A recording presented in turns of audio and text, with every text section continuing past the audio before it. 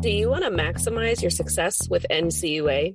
Join Mark Treichel as he shares with you the insider's view on passing your exam with flying colors.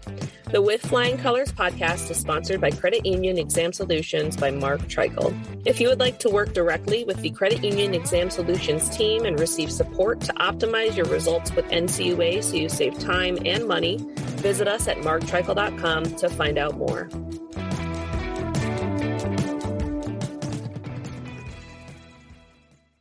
Hey, Mark Treichel here with a special edition of With Flying Colors. The NCUA issued a letter to credit unions today that I would like to chat with you about. It is letter 22-CU06 on NCUA beginning phase 2 of resuming Onsite operations. So this refers to the NCUA central office, the NCUA regional offices, and more importantly, to examinations in your credit unions. Chairman Harper announced with this letter that based on new guidance from the Centers for Disease Control and Prevention and the Safer Federal Workforce Task Force, the agency will enter the second phase of resuming its on-site operations on April 11th. That is next Monday. So what is phase 2? Phase 2 permits NCUA staff to volunteer to work on-site, including conducting exams and supervision work at credit unions located in counties with low or moderate COVID-19 community levels as defined by the CDC. On-site work in counties with high COVID numbers may be allowed when necessary and with prior approval from NCUA management.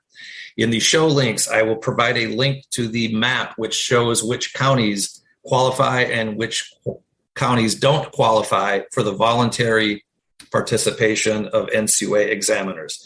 For the most part, it's most of the country that is eligible. Some counties in Texas, a few counties in Montana, some inner city counties in New York, and a handful of others are on the watch list, which would require NCUA management to approve those contacts. I presume that's probably at the associate regional director level or higher. All right, so there's another sentence in their letter. Also, the NCUA will continue to maintain heightened safeguards in the agency's facilities to ensure the health and safety of staff and visitors. So that's a reference to visitors that's been gone for quite some time. NCUA, to the best of my knowledge, has not allowed visitors into their building. Hopefully this means they're going to get closer and closer to actually having their NCUA board meetings face-to-face as opposed to on Zoom calls over the internet. That's a very positive sign. So again, it's up to the examiner. They have to volunteer. I think NCUA is going to gradually move into this. I've heard through some contacts at NCUA and at credit unions that a lot of NCUA staff want to get back on site. They miss the collaboration that they get. They miss the better dialogues they can have with management.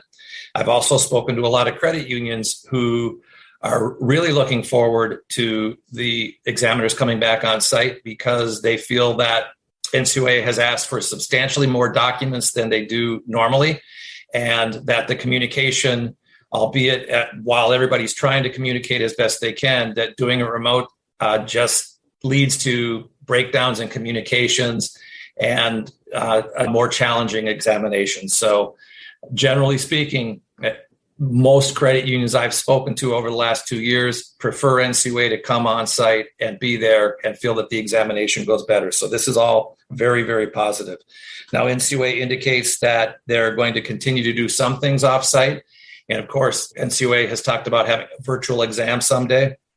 There's no doubt that there'll be a return to a new normal. What that new normal is, who knows? I'm sure there will be some things over time that are done more off-site than they had been before. And that might be looking at the glass half full of what NCUA has learned from the pandemic, which will mean a smaller footprint in credit unions by examiner staff, which would be appreciated.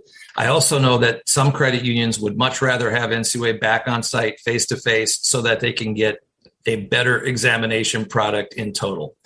So this is a big day. It's been over 2 years since I shut down going into the credit unions when I was the executive director in March of 2020. And I know that a lot of NCUA staff had been clamoring for this. A lot of credit unions have been clamoring for it, and this is a great step forward. That's it. I thought I would give you a quick update on this letter to credit unions. Again, in the show links, I will have a link to the letter to credit unions. I will have a link to the CDC maps as well. Have a great day. See you next time.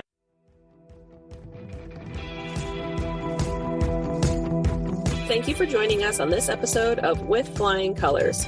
Subscribe on your favorite podcast app to hear future episodes where subject matter experts of all varieties will provide tips on how to achieve success with NCUA.